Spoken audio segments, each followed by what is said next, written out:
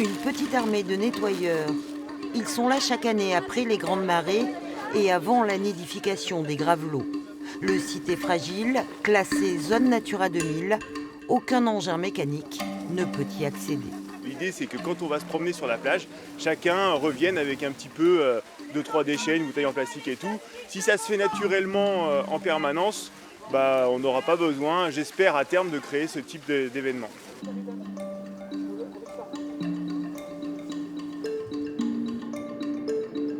Je fais tous les ans et puis pour faire une petite sensibilisation pour mon fils et puis afin de préserver et puis de nettoyer les plages.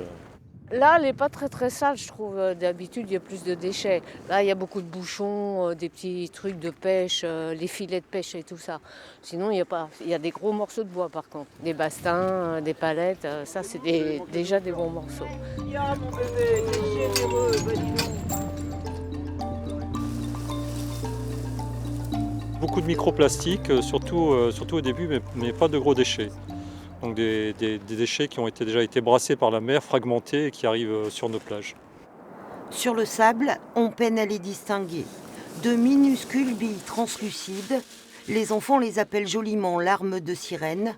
En réalité, un véritable poison.